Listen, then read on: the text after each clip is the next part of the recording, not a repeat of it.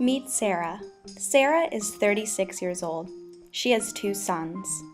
Despite having a university degree, Sarah has a low-paid job and money is tight. Sarah initially retained a lawyer to represent her in her divorce.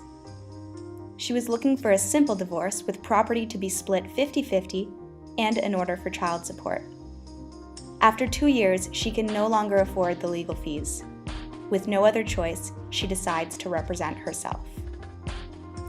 While she no longer has to pay a lawyer legal fees, Sarah finds that representing herself results in many other financial stresses.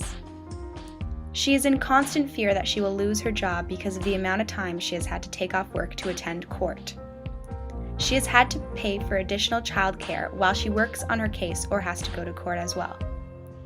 Simply paying court fees is a financial burden within her limited income, and she struggles to pay her bills and make ends meet. She knows that her credit score is plummeting. Sarah has a hard time meeting everyday family expenses, including costs for her children's activities.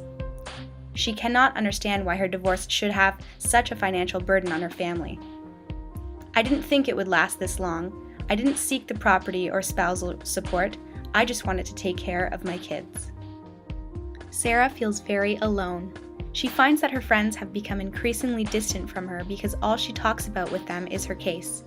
It is consuming her life even outside of the courtroom. Inside the courtroom, she feels even more isolated, without the support of her family and friends. They cannot sit with her in court because they have all been called as witnesses. She sits alone, scared, during the breaks in her trial at the courthouse. "I spent every free moment on this. I have had no social life." Sarah has experienced a lot of emotional stress throughout her time as a self-represented litigant. She experiences bouts of nausea before entering the courtroom or even before speaking with opposing counsel. After one especially difficult day during her trial, she even experienced temporary amnesia when she found that she could not remember what had happened for 24 hours. She finds herself staying up until 3 or 4 a.m. every night trying to prepare during her trial, and is becoming seriously sleep-deprived.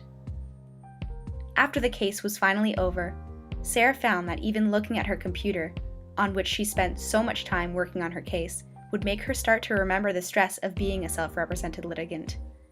So she got rid of that computer and replaced it. She also removed her fax machine, which she had used throughout her case as well. She stored it at her parents' house. Sarah knows that she has put her job in jeopardy, having taken so much time off to deal with her case. Immediately after the trial, she has had to take off a few weeks of unpaid leave to recover from the experience, putting her even further behind financially. Her credit record is now so poor that it is difficult to access credit going forward, from finding new accommodations to replacing her broken-down car. Sarah wonders now whether she should have just walked away from her legal case. It has caused her so much stress and has had such a widespread impact on her family life and her personal health. This is Sarah's reality. This is the reality for self-represented litigants across Canada. It's time to talk about it.